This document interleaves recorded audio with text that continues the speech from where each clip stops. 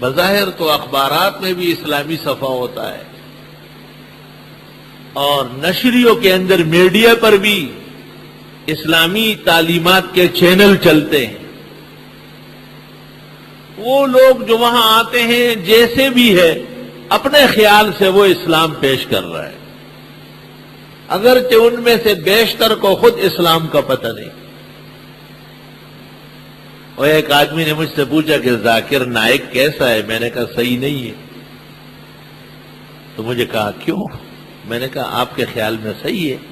اس نے کہا ہاں. میں نے کہا پھر مجھ سے کیوں پوچھتے؟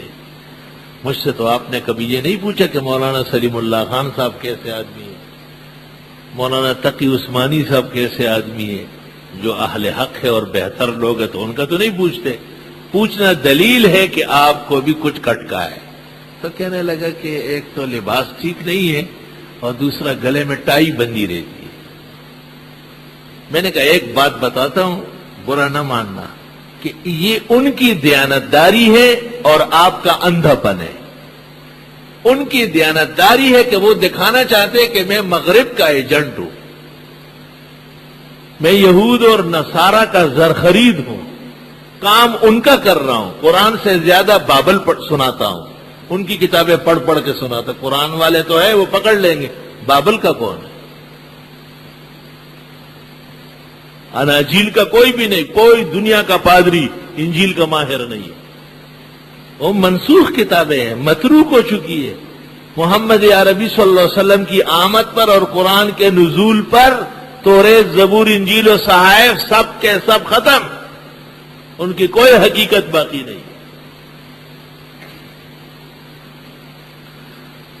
تو جب آپ خود مطمئن نہیں ہیں ان کے ظاہر اعمال اور شبیہ سے، تو ظاہر ہے دین تو اہل دین سے سیکھا جاتا ہے.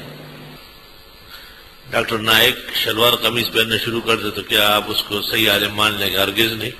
وہ غلط ہے، وہ غلط ہی رہے گا. شلوار قمیص نہیں، اگر وہ حجر اسود اور کعبے کے درمیان میں کھڑا ہو جائے تب بھی کہوں گا کہ زندیق اور بے دین ہے، دشمن خدا اور رسول ہے، تا وقت کہ وہ غلط عقائد سے توبہ نہ کرے.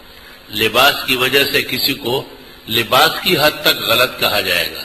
ذاکر نائک قرآن بغیر وضو اور بغیر غسل کے اٹھانے کا قائل ہے.